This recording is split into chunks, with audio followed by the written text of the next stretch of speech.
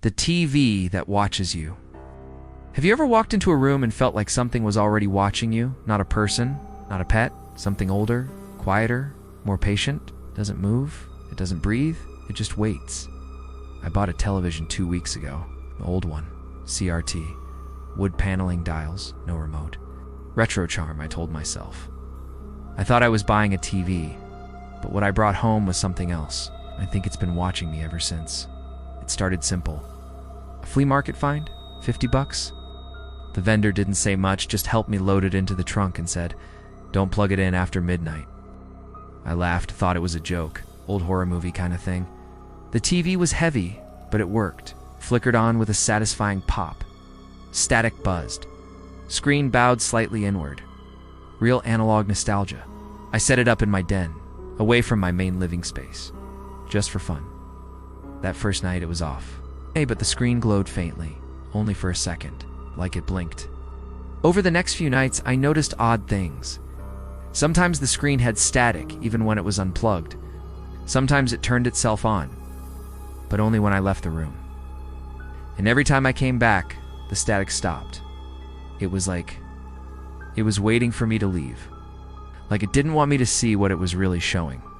One night I caught it flickering from the hallway. When I peeked in, it was displaying my living room. From my own point of view, as if the camera was inside my eyes, I set up my phone to record it, just to prove I wasn't going insane. The footage was strange. The TV didn't show static. It didn't show programs. It showed me, sitting, sleeping, brushing my teeth, standing in the hallway, but never from my own camera. Always from the wrong angle, like it was watching me, recording me, remembering me. One night I pressed my hand to the screen, and it was warm, too warm. Static deepened. Faint whispers emerged from the speakers. Not language, not words, just syllables. Breath. I leaned in closer, and the screen pulsed. For just a second, I saw it. An eye. Just one. Massive, glassy, embedded in the static. Watching me with the kind of stillness that isn't human. It wasn't a glitch. It was awake. The next day, the TV had a new channel. Channel 0. No one broadcasts on Channel 0. When I flipped to it, the screen went black. Then displayed a room. Not mine, but familiar. A small bed. A nightstand. Yellow wallpaper.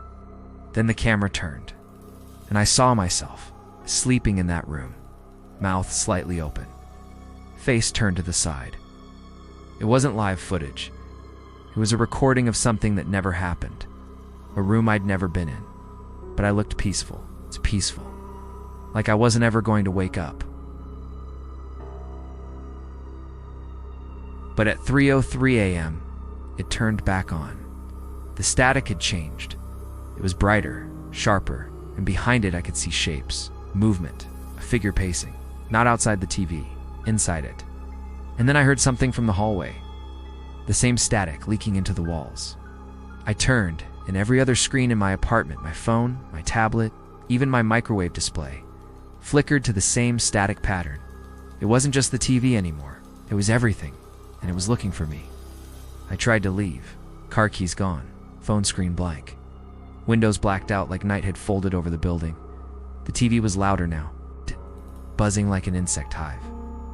And the image on screen was the hallway outside my bedroom, empty, until something stepped into frame. It wasn't me, not quite. It looked like me, moved like me, but its eyes were just two empty screens, and it was getting closer. I don't know what it wants. I don't think it wants to hurt me. I think it wants to replace me. To walk where I walk, to sit where I sit, to turn me into something it can watch forever. Maybe that's the point. Maybe it doesn't show programs because we are the program. It doesn't want stories. It wants people. People who stare. People who listen. People who let it in. So if you ever find an old TV, something warm and humming at the back of a thrift shop, don't buy it. Don't plug it in. And if you do, don't look at what it shows you, because once it knows your face, it never stops watching. If you made it this far, you're still watching, just like it is.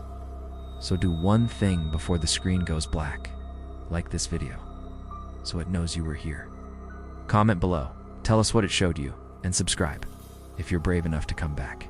See you next time on Dark Badger.